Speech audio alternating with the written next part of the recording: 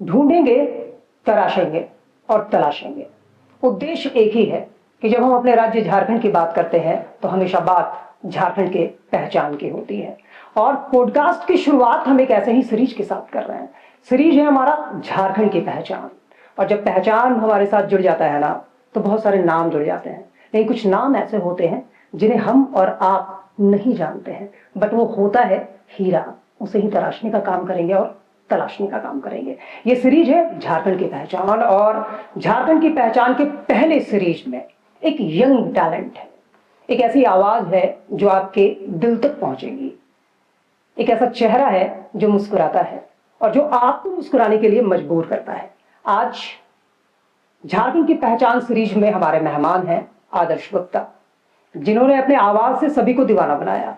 और जब आदर्श की बात करते हैं ना, तो आदर्श को सिर्फ आवाज के लिए नहीं जाना जाता है या पहचाना जाता है, आदर्श को उनके बेहतरीन रील्स के लिए भी जाना जाता है। ये रील्स की क्या कहानी है उसे भी ढूंढने की कोशिश करेंगे, लेकिन पहले हम स्वागत करते हैं आदर्श का। आदर्श, बहुत बहुत स्वागत है आपका। धन्यवाद मुझे यहाँ पे बुलाने के लिए, आपको, आपकी पूरी टीम को thank you so much for inviting me. चलिए शुरुआत इसी के साथ कहते हैं। मैंने मुस्कुराहट की बात कही और रियली अब बहुत प्यारा मुस्कुराहट है। एंड मैं एक कॉन्सर्ट में गया था, मैंने आपके आवाज को सुना, उसी दिन मैंने डिसाइड किया कि नहीं, जो पॉडकास्ट झारखंड की पहचान की सीरीज हम शुरुआत करेंगे वो आदर्श के साथ करेंगे। शायद ये आदर्श ही बन जाए।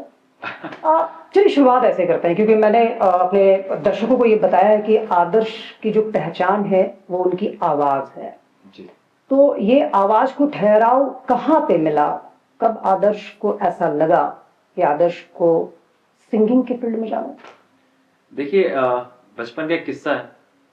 जब होश संभाला मैंने, तब DD1 दूरदर्शन में एक गाना आता था, पहला ये पहला प्यार तेरा मेरा सोनिए। इस गाने को जब मैंने सुना, मुझे ये बहुत पसंद आया गाना। छोटा बच्चा था और इस गाने को मैंने हूबहू गुनगुनाया और मैंने पाया कि ये इस तरह से जो मैं गा रहा हूँ, वैसे हर कोई तो गाना गा नहीं रहा है, तो कहीं मैं गंदा बच्चा तो नहीं हूँ। तो मैं कॉपी कर रहा हूँ, यानी कि मैं गंदा बच्चा हूँ। तो मुझे कुछ साल तक ये पता मतलब लगाने में लग गया कि नहीं, सिंगिंग एक टैलेंट है जो हर कोई नहीं कर सकता। मैं बाथरूम में जाता था, नहाते वक्त मैं गाना गाता था सुर में। मेरे माँ पापा कहते थे कि बेटा गाओ ना, मेहमान आए उनके सामने गाओ ना, जैसे बाथरूम में गाते हो। मैं कहता था नहीं मुझे नहीं गाना। जब मैं गाता था तो मैं सुर बिगाड़ के गाता था। जब मैं स्कूल में दूसरी तीसरी क्लास में था, तो मेरी मैम थी, मधु मैम, तो उन्होंने बताया कि नहीं बेटा, आप गाना गाते हो, ये आवाज आपको भगवान ने दिया है, आपकी माँ के आशीर्वाद से आपको ये आवाज मिली है। यानी वो जो गाने वाला टच है, वो जो फील हम कहते हैं, वो बचपन से ही उसकी शुरुआत हो गई थी। ठीक है, पहले तो हम अपने दर्शकों को थोड़ा बताएं, आप अपने वो ब्रेक्स के बारे में बताएं। जहां तक मैंने आपके बारे में पढ़ा है कि आप एक सुपर सिंगर छत्तीसगढ़ का एक प्रोग्राम था, उसमें आप विनर रहे। फिर दूरदर्शन का एक सिंगिंग कॉम्पिटिशन आ रहा था, वहां पे एक बैंड के साथ आप वहां पे गए थे, टॉप 8 तक आप वहां पे गए। एंड डिफरेंट कॉन्सर्ट्स में तो आप जाते हैं।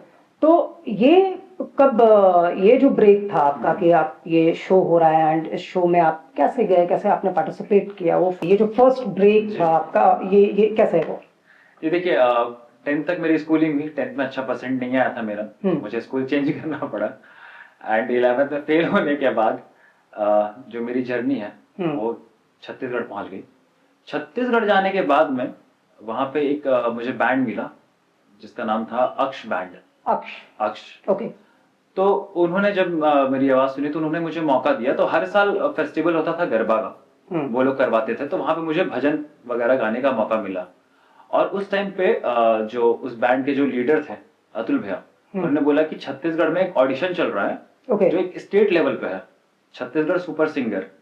तो आदर्श तुम जाओ वहां पे और तुम करो। तो छोटा था, बच्चा भी था, इतना दिमाग नहीं था, और इतने बड़े शहर में अकेले वो भी जाना, तो मेरे लिए बहुत बड़ा चैलेंज था। उन्होंने बोला कि जाओ, और फाइनेंशियल प्रॉब्लम थोड़ा रहता था उस टाइम पे। बोला कि मैं तुमको पैसा दे रहा हूँ टिकट वगैरह का, तुम जाओ बच्चा, तुम वहां पे ऑडिशन दो। मैं वहां पे गया, मैं अपने दोस्त के यहाँ रुका हुआ था, और जब मैंने वहां पे ऑडिशन दिया, सिलेक्शन हुआ, और फिर धीरे धीरे करते करते करते करते मतलब मैं वो जो कॉम्पिटिशन में वो जीत गया। 2015 का ये कॉम्पिटिशन। 2015 का ये कॉम्पिटिशन था। 11th आप फेल कर चुके थे? फेल कर चुका था। वो ईयर नहीं आपको छत्तीसगढ़ ले गई? या राइट। तो चलिए, कभी कभी फेल करना भी अच्छा। अब मैं ये समझना चाहूंगा, एक्चुअली मैं स्क्रॉल कर रहा था इंस्टाग्राम, तो इसे थोड़ा यहीं से रिलेट करना चाहेंगे। तो मैंने जब सोचा कि भाई आदर्श का मुझे इंटरव्यू लेना है, आदर्श से बात करना है, तो आदर्श के प्रोफाइल को भी थोड़ा चेकआउट करें। तो मैं आदर्श के गाने ढूंढ रहा था, बट स्क्रॉल में आदर्श के गाने से ज्यादा आदर्श के मम्मी के साथ की ट्यूनिंग मुझे ज्यादा नजर आई। रील्स में आदर्श और आदर्श की मम्मी धमाल मचा रही थी। तो क्या ये सवाल सही है कि आदर्श गाना से ज्यादा अपने रील से फेमस हुए झारखंड में? हाँ, ये बात सही है। रील से फेमस नहीं बोलूंगा, ये बोलूंगा कि माँ के प्यार की वजह से फेमस हुआ। क्योंकि माँ का जब कदम पड़ा मेरे इंस्टाग्राम पेज पे, तो वो मतलब बूम हो गया मेरा इंस्टाग्राम अकाउंट।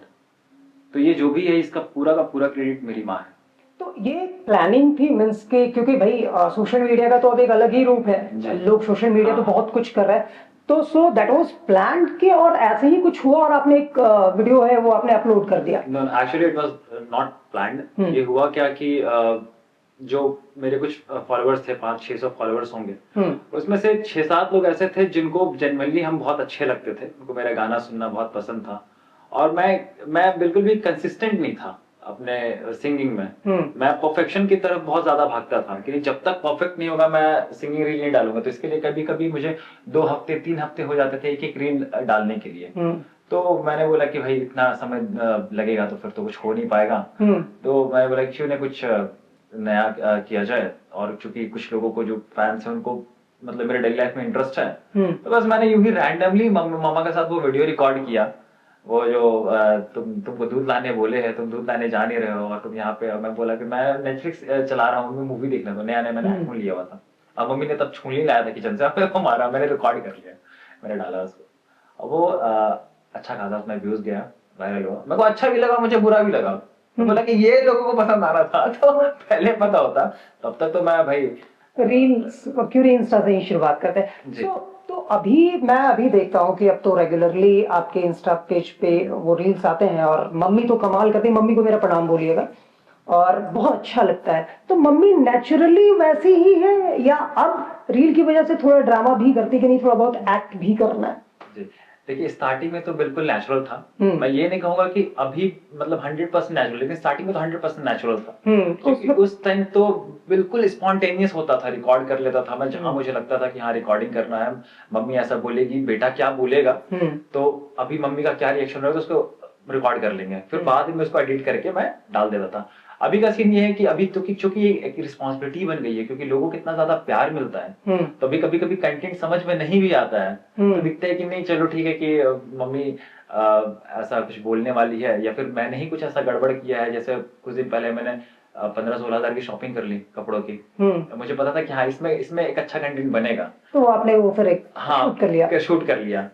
तो मम्मी की तरफ से ये बिल्कुल नेचुरल है, लेकिन हाँ कहीं ना कहीं मैं अपना दिमाग लगाता हूँ कि उस चीज को मैं कहाँ पे अब कंटेंट जो है वो शूट कर सकता हूँ। सो अब इसको थोड़ा ऐसे भी समझना चाहिए। मैं सिंगिंग की जरूर बात करूंगा क्योंकि हमारा ये सीरीज ही है झारखंड की पहचान। और मैंने कई बार आपको कॉन्सर्ट में सुना है, यूट्यूब में आपके वीडियोस देखे हैं, एंड जो परफॉर्मेंस आपने की कमाल का आप गाते हैं, आपकी आवाज बहुत प्यारी है।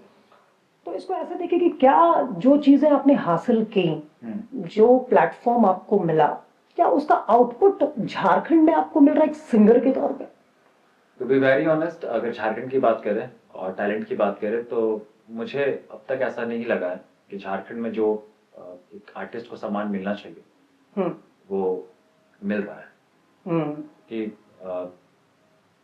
मेरे साथ जब से मैं अभी मुंबई से भी जो आया हूँ, सारेगामा में टॉप 8 आया, आने के बाद भी मुझे ऐसा कोई बदलाव नहीं दिख रहा है। थोड़ा आर्टिस्ट के लिए और टैलेंट के लिए यहाँ पे झारखंड में जो कद्र है या फिर स्कोप है वो बहुत कम है। So it was a show Saregama और it was Saregama, right, Saregama the music level. Okay, इसमें आप टॉप 8 तक भी गए। कोई ऐसा गाना जो सारेगामा में बहुत लोगों ने पसंद किया, बहुत प्यार दिया, जो आपने वहां पे स्टेज में परफॉर्म किया? सबसे ज्यादा पसंद तो किया जो झारखंड का मैंने हमने फोक सॉन्ग रिप्रेजेंट किया। ओके, झारखंड के फोक सॉन्ग को आपने वहां को रिप्रेजेंट किया, जो इंस्टाग्राम पे भी धूम मचाया और बहुत ज्यादा मिलियंस में व्यूज गए। तो वो मैं गाना आपको सुनाना चाहूंगा।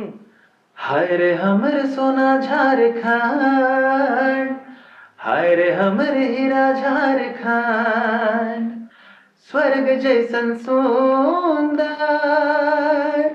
अन धन से भरल धरती, सबसे सुखी संपन्न, हाय रे हमर सोना झारखंड।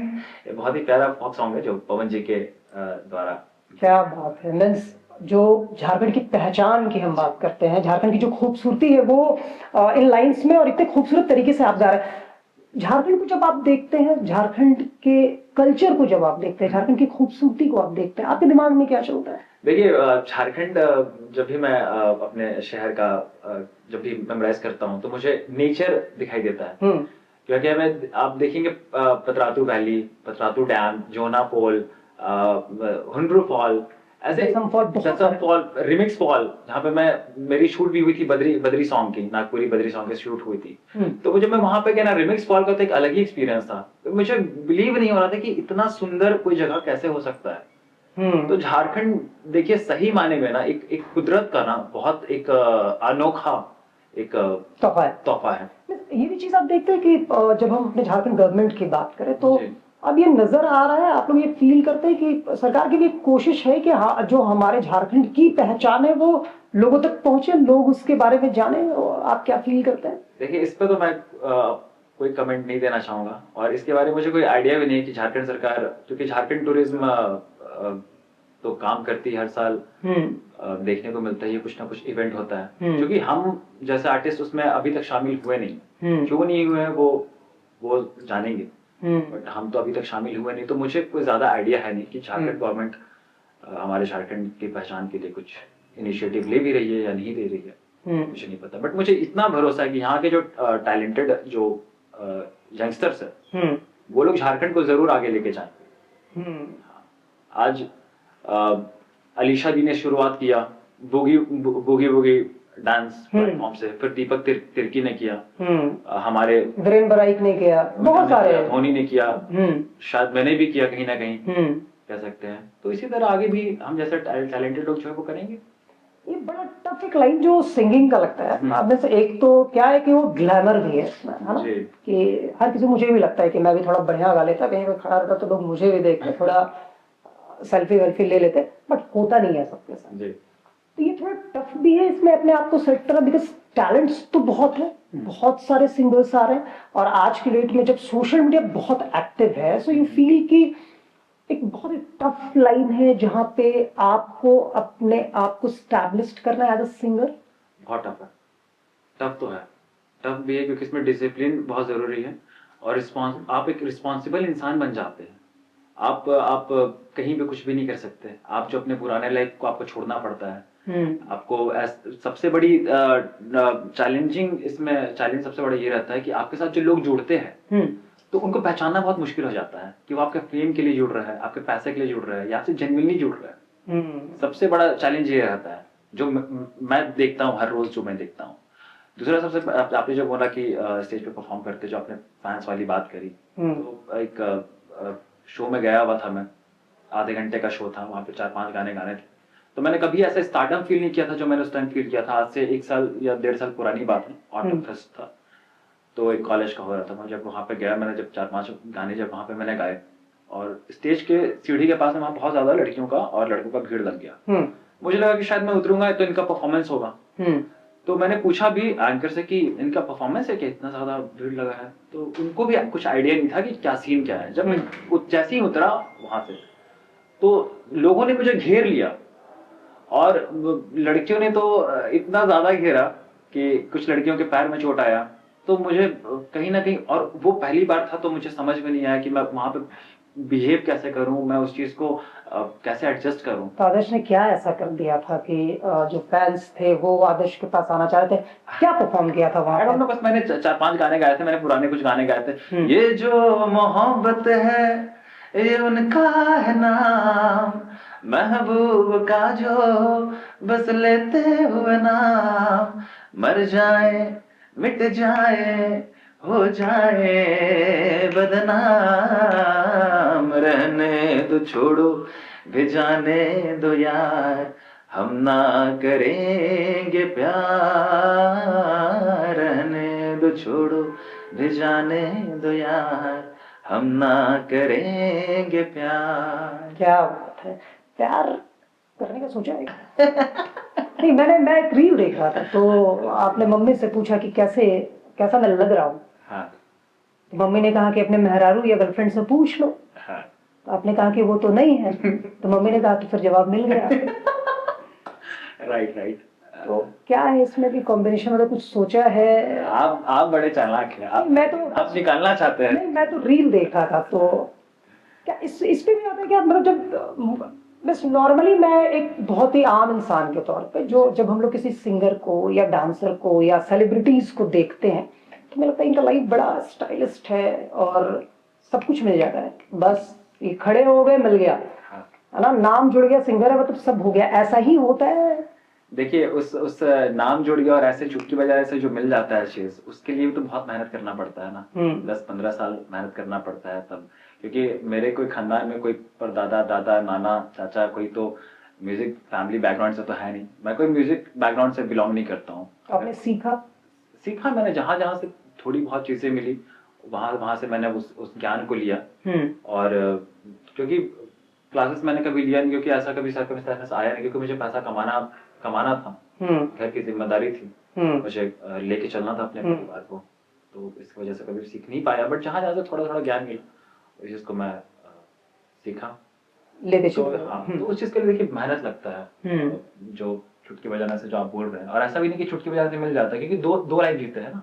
एक सेलिब्रिटी से एक आर्टिस्ट दो लाइफ जी रहा होता है। मैं अपने कमरे में हूँ, सपोज कि मेरी माँ से मेरी लड़ाई हो गई, ये मेरे भाई से मेरी लड़ाई हो गई, ये मेरे किसी फ्रेंड से ही लड़ाई हो गई। अब मुझे पता है कि अभी मुझे इंस्टाग्राम पे लाइव आना है, या अभी मेरे आधे घंटे बाद मेरा शो है, तो मुझे अपना कैरेक्टर को तुरंत चेंज करना पड़ेगा। मतलब यहाँ एक इंसान ने थप्पड़ खाया और वो रूम से निकला तो उसके चेहरे में स्माइल होनी चाहिए, क्योंकि आप उस चीज को बयां नहीं कर सकते पब्लिक में।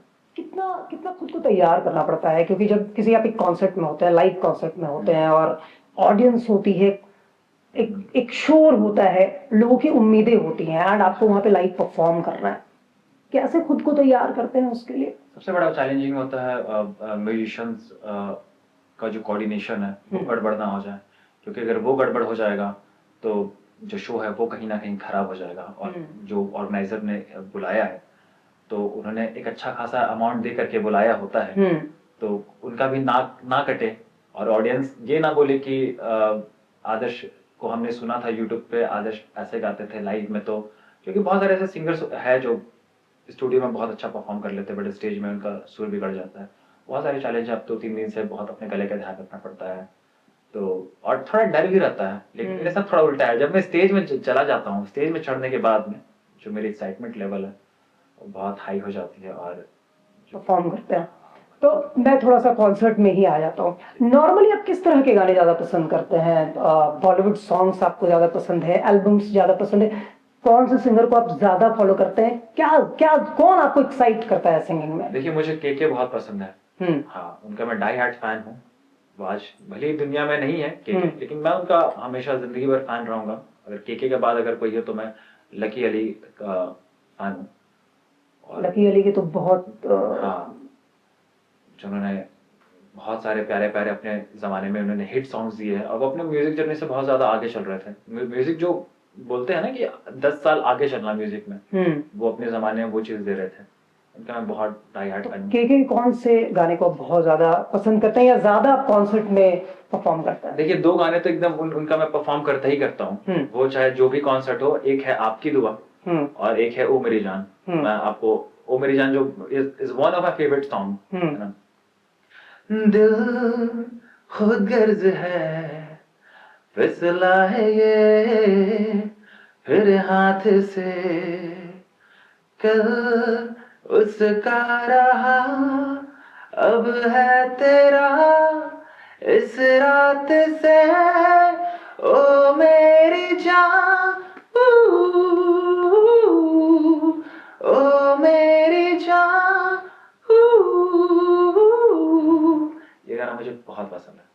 क्या बात है। तो कैसे, मैं ये भी समझना चाहता हूँ कि जब एक परफॉर्मर की बात करते हैं, तो अमूमन जैसे जब हमें कोई एग्जाम देना होता है, तो हमें एक प्रॉपर रूटीन हमारा फॉलोअप रहता है, हमें ये करना है, ये तैयारी करना है, मैथ्स को इतना देखना है। आप जब किसी परफॉर्मेंस के लिए जाते हो तो आपका भी अपना एक सेटअप होता होगा? क्या इस दायरे पे हम जाते हो कि हमें ये कुछ परफॉर्म करना है, ये मेडली होगा, ये पॉप सॉन्ग्स होंगे, ऐसा काइंड ऑफ आप लोगों का भी प्रिपरेशन होता है? जी बिल्कुल, एक हमारा एक जो लिस्ट रेडी होता है, एक गाने का जो सीक्वेंस रेडी होता है, तो उसको हम लोग डिवाइड करते हैं 2-3 सेक्शन में। कि पहले हम लोग थोड़े सॉफ्ट गाने गाएंगे, थोड़े हम लोग रोमांटिक गाने गाएंगे, फिर हम 2-4 गाने कुछ लड़कियों के लिए गाएंगे, फिर 2-4 गाने हम लड़कों के लिए गाएंगे, और जब थोड़ा माहौल, जब एंड का टाइम रहेगा आधा घंटा, जब थोड़ा माहौल बूम रहेगा, जब सब अपने मूड में रहेंगे, तो फिर हम थोड़े।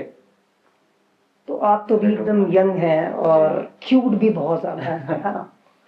तो लड़कियों के लिए भी गाते हैं आपने कहा? हाँ जी। तो जब लड़कियों के लिए सोचते हैं, मैं एक सिचुएशन आपको देता हूँ कि समझो कि आप अपने ही कॉलेज के आसपास जा रहे हो, लड़कियां आपके परफॉर्मेंस को देख चुकी हैं एंड वो आदर्श को बहुत ही हसरत भरी निगाहों से देख रही हैं कि अब आदर्श कुछ गुनगुनाएगा, ऐसा एक सिचुएशन हो तो आदर्श वहां पे क्या गुनगुनाएंगे?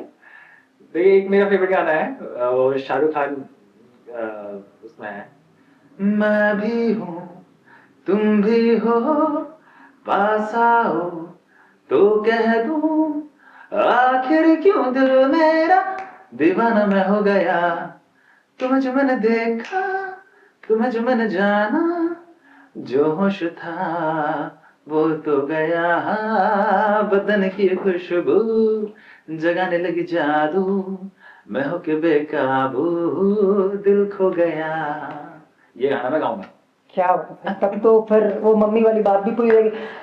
झारखंड की बात एक बार मैं और करना चाहूंगा, क्योंकि मुझे लगता है कि हर एक फील्ड की हम बात कर लें और झारखंड में इतने टैलेंट्स हैं जो झारखंड को उस लेवल पे ले जा सकता है जहाँ पे एग्जाम्पल्स ही झारखंड में होंगे। हाँ, बिल्कुल। आपने कहा कि पर्यटन इतना बेहतर है, हम बोलते हैं हम उत्तराखंड जाएंगे, हम मध्य प्रदेश जाएंगे, लेकिन मुझे लगता है कि जब आप झारखंड आएंगे तो हर वो चीज है, पानी भी है, पहाड़ भी है, प्रकृति भी है, खूबसूरती भी है।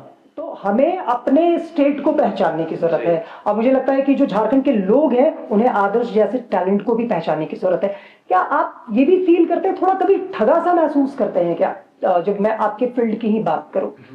आपको लगता है कि एज अ सिंगर झारखंड में आदर्श को जो जगह मिलनी चाहिए वो जगह नहीं मिल पाई है, आप फील करते हैं? हाँ, फील करता हूँ मैं, ये बेशक मैं फील करता हूँ, 100% फील करता हूँ। अब इसका रीजन भी है जो मैं शायद नहीं बोलना चाहूंगा, बट शायद इसमें कुछ ना कुछ तो है, गेम गणित कह सकते हैं, जो मेरे को जो जगह जो मैं डिजर्व करता हूँ वो मुझे नहीं मिला है, बट हो सकता है कि शायद आगे जाकर के मिले, भगवान चाहते होंगे कि हम थोड़ा और नेशनल भी आपने परफॉर्म किया, नेशनल स्टेट लेवल पे आपने परफॉर्म किया, और इतने सारे कॉन्सर्ट्स आप कर रहे हैं, आपको ऐसे क्लाइंट्स मिलते हैं यहाँ पे झारखंड में? मीन्स आप ये देख रहे हो, आपका फ्यूचर देखते हो झारखंड में कि हाँ नहीं झारखंड में कुछ बेहतर कर पाएंगे आप सिंगिंग में? फ्यूचर मैं एक्सपेक्ट तो नहीं करता कि मुझे यहाँ पे अपॉर्चुनिटी मिलेगी, बट हाँ इतना मुझे यकीन है खुद पे कि मैं अपॉर्चुनिटी क्रिएट कर दूंगा यहाँ पे। आने वाले तो कब तक नहीं बुलाएंगे, कब तक यहाँ पे टैलेंट्स को नहीं पहचाना जाएगा।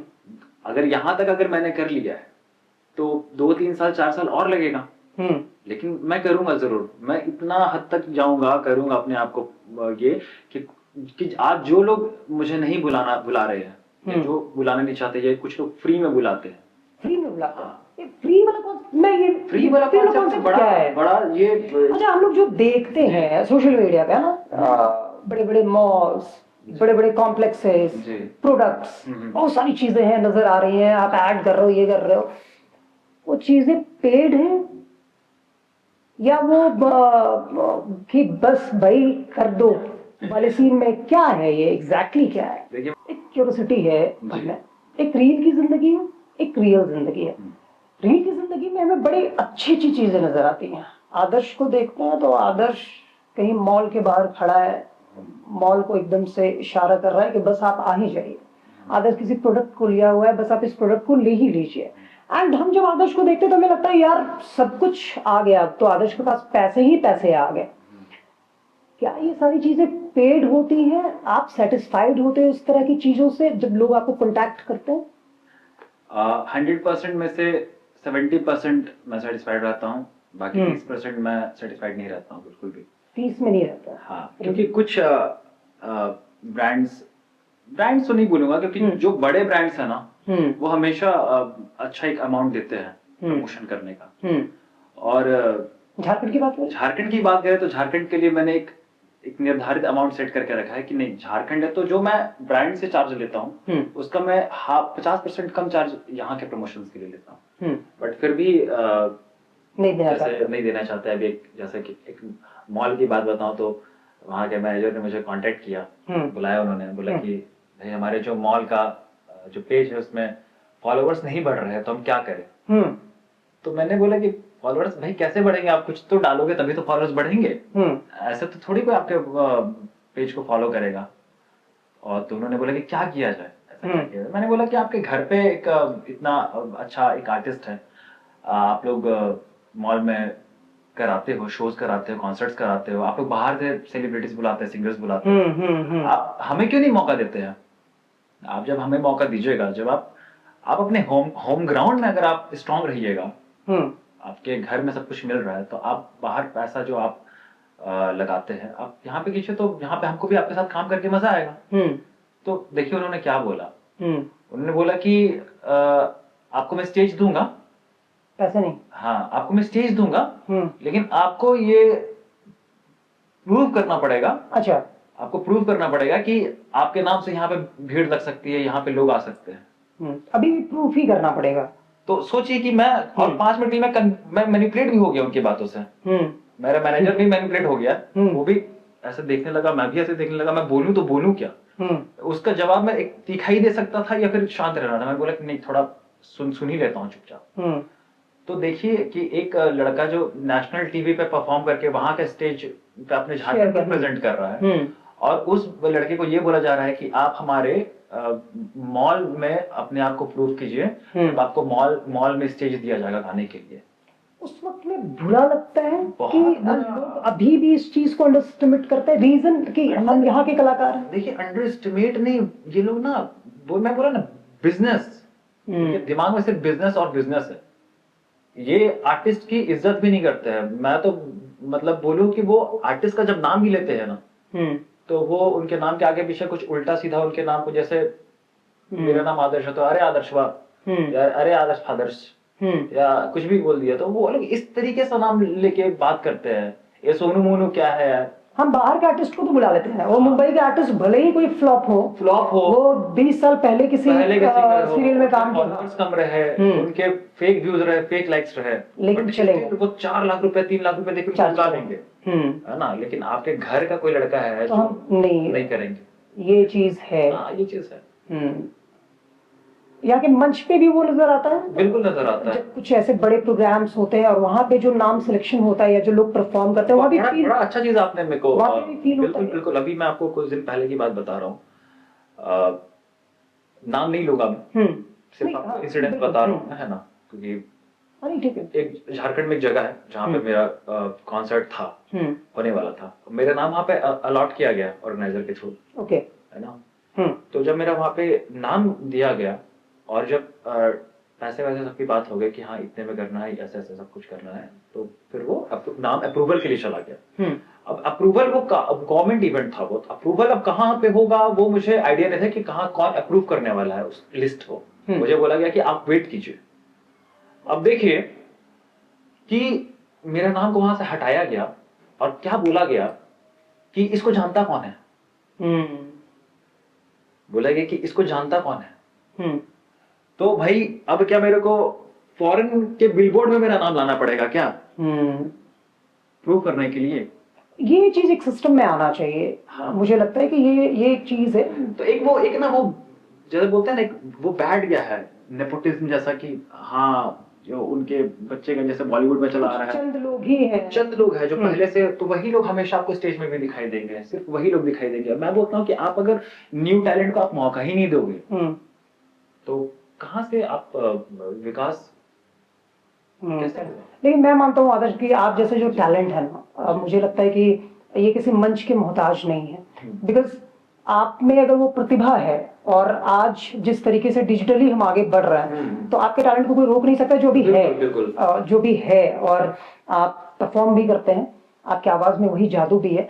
तो एक जादू और आप बिखेर दे कि वैसे लोगों को अगर जवाब देना हो जो आज भी आपसे प्रूफ ढूंढते हैं, तो गाने के रूप में कौन सा जवाब होगा। देखिए मैं उनके लिए एक ही गाना गाना चाहूंगा, कुछ तो लोग कहेंगे, लोगों का काम है कहना, छोड़ो बेकार की बातों को, कहीं बीत न जाए रहना, कुछ तो लोग कहेंगे। क्या बात है भाई, लोगों का तो काम ही है गाना। और मुझे लगता है कि जब हम अपनी बात करते हैं या अपने टैलेंट की बात करते हैं तो लोग कहेंगे तभी हम थोड़ा और बेहतर भी करेंगे। बहुत जरूरी है उनका कहना। लोग नहीं कह रहे हैं तब तो हम भी शांत Motivation हैं। मिलती है। हाँ, एक बात और मैं समझना चाहूंगा, जैसे एक तो ठीक है कि आप केके को पसंद करते हैं या आप और भी सिंगर्स को फॉलो करते हैं, लेकिन जब मैं आदर्श की बात करूं, क्या आदर्श को ये भी फील होता है कि कुछ अपना करना है? बिल्कुल। कुछ अपना करना है। हाँ हाँ, जो आपने जो ये जो बात बोली कि जो डिजर्व है जो आप करते हो, वो आपको शायद नहीं मिला है, या वो ऐसा फील होता है कि आप जो डिजर्व करते हो वैसा प्लेटफॉर्म, स्टेज या वो सम्मान नहीं मिल रहा है। इसका ये भी रीजन है कहीं ना कहीं। देखिए, मेरे में भी एक खामी है, एक आर्टिस्ट में भी एक खामी है। देखिए, दो तरह के सिंगर होते हैं। एक सिंगर होता है जो बना बनाया गाने को वो गाता है, राइट। और एक सिंगर होता है जो खुद के गाने बनाता है, गाता है, और उसकी हमेशा ज्यादा इज्जत है। और अगर सच माने में भी देखा जाए तो सिंगर वही है जो खुद का क्रिएट किया हुआ गाता है। तो कहीं ना कहीं देखिए, ये गलती मेरे अंदर भी है, इस चीज को मैं मानता हूँ। क्या सोच रहे हैं आदर्श, मतलब इस पे भी कुछ काम हो रहा है? तो इस साल जो है मैंने 2-3 गाने लिख डाले, जब मैं पहले से लिख रहा था। हाँ, इस साल कंप्लीट हो गया, तो इस साल मैं 2-3 गाने रिलीज करूंगा। बढ़िया। एक न्यूज आपने दे दी है कि आदर्श के अपने गाने आने वाले हैं। तो किस तरह के गाने होंगे वो? ये बिल्कुल रोमांटिक गाना होगा। कुछ रोमांटिक होगा, कुछ थोड़ा दिल टूटा हुआ भी होगा। हो सकता है कि एक मैं अपनी जो माँ है उनके ऊपर भी एक गाना मैं लिखना चाहता हूँ, या जो भी हो माँ के प्यार से हूँ। या फिर हो सकता है एक रैप सॉन्ग भी बनाऊं, जो मेरे फॉलोअर्स है, फैंस हैं, जिन्होंने प्यार दिया, किसने साथ छोड़ा, किसने साथ दिया, किसने धोखा दिया, जब मैं गिरा था तो कौन आया। इस पे भी मैं गाने लिख रहा हूँ। तो ये सब पे भी गाने आने वाले हैं। जो जितने गाने रहेंगे वो सब कुछ लोग रिलेट कर पाएंगे, और कहीं कहीं वो मेरे लाइफ से भी वो यानी गाने आने वाले हैं। बिल्कुल, ये अच्छी बात है। मीन्स चलिए आप उसमें बेहतर करें, और इतनी प्यारी आपकी आवाज है। एक बात मैं, चूंकि फिर आपने माँ की बात कह दी है, मुझे लगता है कि आपके इंटरव्यू में मम्मी की बात 2-3 बार तो होनी ही चाहिए, नहीं तो कहीं मुझे भी कुछ कल्चरल किचन से निकालना लेकर बोल दे कि कमलेश ने कुछ बोला ही नहीं। तो मम्मी भी गुनगुनाती हैं, या मम्मी का कुछ गाने का बैकग्राउंड रहा है क्या? क्योंकि मैंने कुछ रील्स में देखा कि आप और मम्मी मिलकर गुनगुना रहे हैं। हाँ, एक छठ का गीत जो मम्मी और आपने गाया था। तो मम्मी को हमेशा ऐसा लगता है ना कि मम्मी नहीं गाती है, या मम्मी को लगता है कि मम्मी का सुर नहीं लगता है, लेकिन मम्मा गाती है। और मुझे ऐसा फील होता है कि आज जो मुझे आवाज मिली ना, वो मम्मी के ही थ्रू मिली है, क्योंकि मम्मी गाती है। और जब मम्मी गाती है तो बहुत अच्छा गाना गाती है। लेकिन मेरी मम्मी ना खुद को अंडरएस्टिमेट करती है। मेरी मम्मा को लगता है कि नहीं, जो मेरे बेटा को भगवान की तरफ से गिफ्ट मिला है, लेकिन नहीं, मैं कहता हूँ कि ये मम्मी की तरफ से आया है। और मम्मी अपने स्कूल टाइम में भी गाना वाना गाती थी, बहुत शौक था मम्मी को गाने का। तो ये चीज मैं कहूंगा कि मम्मी को गाना गाना पसंद है। लेकिन मम्मी ये समझती है कि वो गाती नहीं है। ऐसा फील होता है कहीं ना कहीं डीप डाउन कि वो नहीं गाती है। मम्मी क्या बोलती है, मतलब आदर्श को मम्मी कहाँ देखना चाहती हैं? आदर्श को मम्मी एज ए सिंगर देखना चाहती हैं? आदर्श को मम्मी जॉब करते हुए देखना चाहती हैं? या मम्मी क्या कहती हैं आदर्श से? मम्मी एक टाइम पे जॉब के लिए इतना ज्यादा प्रेशराइज कर दी थी मुझको कि हर दिन मतलब लड़ाई नोक-झोंक, और पढ़ाई करो, नौकरी करो, मतलब 10,000 का भी नौकरी करो। लेकिन मैं कहता हूँ कि वो मेरी लाइफ ही, हमारी लाइफ फाइनेंशियल स्टेटस हमारी इतनी खराब बिगड़ चुकी थी उस टाइम पे कि मतलब मुझे रोड में हेलमेट बेचना पड़ा था। मैंने पोल्ट्री फार्म में मुर्गा तक बेचा है। आप यकीन नहीं मानेंगे, एक ऐसा दौर ही मैंने देखा है। वो आपको मैं कभी फिर मौका मिलेगा तो मैं। पापा क्या करते हैं? पापा मेरे गवर्नमेंट जॉब में थे। ठीक, अभी पापा हैं? पापा भी मेरे नहीं है इस दुनिया में। 2020 मेरे पापा गुजर गए। ओके जी। तो क्योंकि कुछ ऐसा था जो मैंने कभी शेयर नहीं किया है। मैं अपनी मम्मा के साथ छत्तीसगढ़ में ही रहता था। तो मम्मी और आदर्श के साथ में और कौन है फैमिली में? और एक मेरा भैया है हम्म जो गढ़वा में जॉब करता है। हम्म 2-3 महीने में जब छुट्टी मिलती है भैया को तो वो आता है। तो स्ट्रेंथ आदर्श की मम्मी ही है, मैं जो अभी तक देख पा रहा हूँ। तो आप इसको कैसे, आपको लगता है कि जब, क्योंकि हर किसी का एक ड्रीम होता है, कि मम्मी का भी एक ड्रीम होगा, वो आदर्श को कुछ बेहतर देखना चाह रही है। मम्मी मेरे को बहुत ऊपर देखना चाहती है, क्योंकि मम्मी धीरे धीरे करके कहीं ना कहीं मम्मी ने भी एक्सेप्ट कर लिया कि मेरा बेटा करेगा तो अब इसी चीज में ही करेगा। और कहते हैं ना कि अगर मैं इस इंटरव्यू में बैठा हुआ हूँ, आप लोगों का बड़प्पन है कि आज आप लोगों ने मुझे बुलाया। आज भले ही इस इंटरव्यू को भगवान करे बहुत लोग देखें, लेकिन शायद कम लोग देखें। हो सकता है कि 4 साल बाद यही इंटरव्यू बूम कर रहा हो व्यूज के नाम पे। तो जो होता है ना उसके पीछे एक रीजन होता है। और मैं तो लाइफ में जादू मानता हूँ, सरप्राइज मानता हूँ। Life is full of surprises. कब आपके साथ कब लाइफ चेंज होगी ना, कब आप कहाँ से कहाँ पहुंच जाओगे, कब आप कहाँ से कहाँ, ये तो मैंने सच में रियल लाइफ फेस किया है। और मेरी मम्मी बहुत बड़ी इंस्पिरेशन है, सिर्फ इसलिए नहीं कि वो मेरी माँ है, वो एक सच में एक इंस्पायरिंग लेडी है। मेरी मॉम ने बहुत स्ट्रगल देखा है, बहुत ज्यादा स्ट्रगल देखा है। और कसम से बता रहा हूँ कि अगर मेरी मॉम की जगह कोई दूसरी लेडी रहती तो शायद वो कोई दूसरा रास्ता, या फिर वो माँ से खूबसूरत तो कोई चीज होती ही नहीं। हाँ, अब मुझे लगता है कि आप किसी भी फेज में हो और किसी भी मुश्किल में हो, माँ ही एक ऐसा शब्द है, या माँ ही वो है जो हर जगह खड़ी होती है। तो ये कम है। तो माँ का आशीर्वाद है, माँ साथ है तो दुनिया में कुछ भी आप कर सकते हो। पता है, आप बिलीव नहीं करेंगे, जब मुझे बहुत लोगों ने बोला कि तुम क्या ये सब रील वगैरह बना रहे हो मॉम के साथ, है ना। रिलेटिव्स ने बोला, बहुत लोगों ने नेगेटिव बोला कि सोसाइटी में बात होती थी। लाइक जो मम्मी, कभी कभी मैं रील्स में देखता हूँ कि मम्मी थोड़ा डांटती हैं, मम्मी कुछ थोड़ा वो झारखंडी वर्ड्स भी यूज करती है ना। मम्मी छत्तीसगढ़ से तो वो नागपुरी बोलती है। और शादी मम्मी की हुई झारखंड में, मेरे पापा बिहार से थे, तो वो थोड़ी बहुत बिहारी पूरी बोल लेती है। तो क्या रिलेटिव्स बोलते थे कि अच्छा नहीं कर रहे हो, ऐसा नहीं कर रहे बोलते थे, सोसाइटी बोलते थे, जो मम्मी के जो जान पहचान वाले थे वो लोग बोलते थे कि आपकी बेटी की शादी नहीं होगी आने वाले टाइम पे, आप लोग बहुत गलत कर रहे हो, ये सब नहीं करो, ये सब गंदा चीज है। हाँ, मैसेज अच्छा नहीं जा रहा है, ये सब मतलब जैसे नहीं पहले कोई, अब हम लोग अब बोलते डांसर है, पहले बोलते थे नचनिया है। आज मुझे बोलेंगे कि चलो सिंगर है, मतलब माँ बेटा मिलकर रील बना रहा है। तो उस चीज को ओवरकम मतलब किए हम लोग। मम्मी को मैंने बोला तो मम्मी आज समझती है उस चीज को, और अब फर्क नहीं पड़ता है। अब फर्क नहीं पड़ता है। मुझे खुशी है इस बात की ना, क्योंकि मुझे इस बात की खुशी है कि मैं कोई गलत कंटेंट नहीं बनाता हूँ। नहीं, मैंने तो देखा, मैं एक रील्स में देख रहा था। आज जो बच्चा अपने मॉम डैड से दूर है, या आज जिसके जो मम्मी पापा के, देखिए इसके पीछे की स्टोरी है, आप समझ पाएंगे जो लोग, तो वो मेरे रील से बहुत कुछ पाएंगे। जो बच्चे माँ बाप की कदर नहीं कर रहे होंगे, जो माँ बाप अपने बच्चे से दूर होंगे, जो मम्मी पापा थोड़े मॉडर्नाइज नहीं होंगे, अभी भी थोड़े ऑर्थोडॉक्स थॉट्स में रहते होंगे कि नहीं ये गलत है, ऐसा नहीं करना चाहिए। देखिए इस रील से कितना घरों का लाइफ सुधरता नहीं होगा। सोच के देखिए आप, जब माँ बेटा इतना प्यार से रह सकता है, इतना अच्छा है, तो हम क्यों नहीं ऐसे रह सकते हैं। इससे खूबसूरत तो कोई बॉन्डिंग हो ही नहीं सकता। और आप भाग्यशाली हैं कि मम्मी आपके साथ में है, और आप लोग ऐसे ही जो कंटेंट है और जिस तरह से ये माँ बेटे की जो एक इतनी खूबसूरत जोड़ी है, जो एक मैसेज भी दे रही है। एंड आई थिंक अब तो ये करियर ऑप्शन भी आपके सामने में है, क्योंकि डिजिटली लोग आपको बहुत ज्यादा पसंद करें। आपके कोई रील्स मैंने ऐसे नहीं देखे कि जिसके व्यूज नहीं है, सारे रील्स में आपके व्यूज हैं।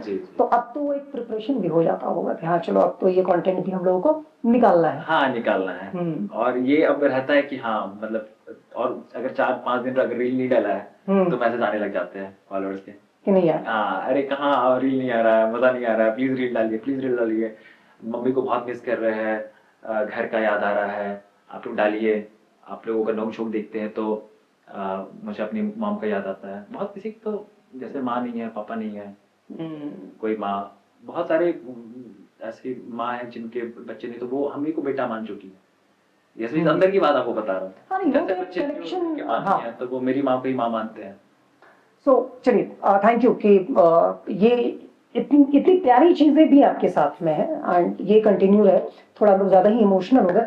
सो जब गाने की हम बात करते हैं, अगर आदर्श से ये कोई सवाल करे कि आदर्श वो कौन सा गाना है जिसे जब गुनगुनाते हैं तो बहुत एनर्जेटिक फील करते हैं, जब गुनगुनाते हैं तो उन्हें ये महसूस होता है कि हाँ यही यही है मेरे लिए, सो वो कौन सा गाना है जो हमेशा आपके दिमाग में होता है?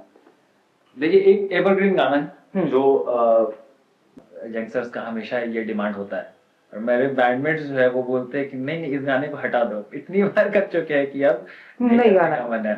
मैं कहता हूँ नहीं यार, ये गाना एवरग्रीन है, ये गाना मेरे दिल के बहुत करीब है, और ये गाना अगर किसी शो में नहीं गाया तो फिर क्या गया, अधूरा रहेगा। अधूरा है।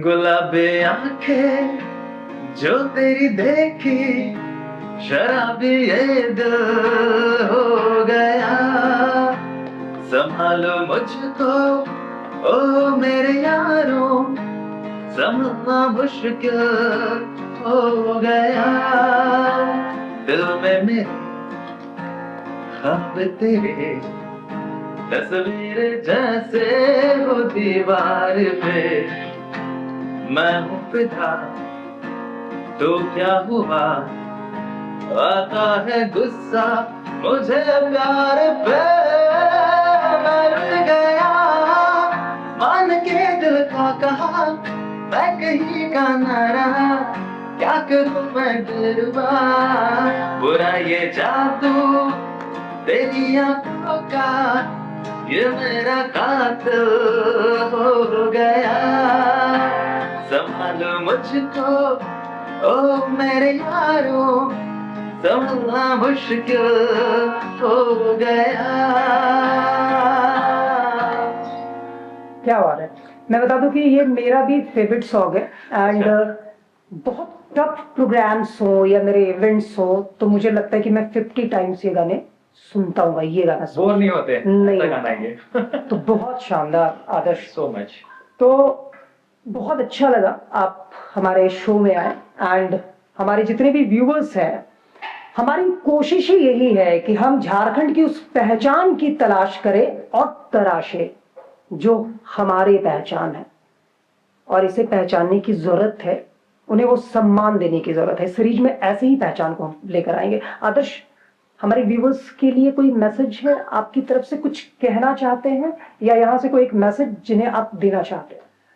सबसे पहले मैसेज तो यही देना चाहूंगा कि अपने माँ बाप से बहुत प्यार करो, परिवार से सबसे ज्यादा प्यार करो, पैसा दोस्त यार सब सेकेंडरी चीज है, अपने माँ बाप की हमेशा इज्जत करो। और आपके चैनल के लिए मैं भगवान से प्रार्थना करूंगा, क्योंकि आपने जैसा बोला कि ये आपका पहला सीरीज है। हाँ, झारखंड की पहचान का ही हमारा पहला सीरीज है, और इस पहले सीरीज में आपने मुझे याद किया है, तो ये मेरे लिए सौभाग्य की बात है। तो मैं तो बिल्कुल यही चाहूंगा कि आपका चैनल बहुत ज्यादा ग्रो करे, और मेरी आपको जब भी जरूरत पड़े तो मैं आपके लिए हमेशा।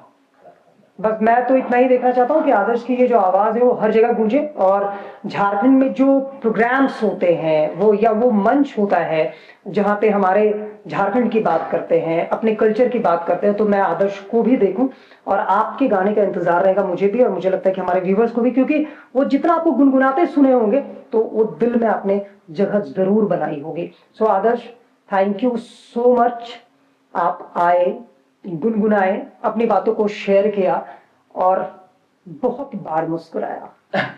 आप ऐसे ही मुस्कुराए। थैंक यू सो मच आदर्श। हंसना, गाना और मुस्कुराना ये बहुत जरूरी है हमारी जिंदगी के लिए।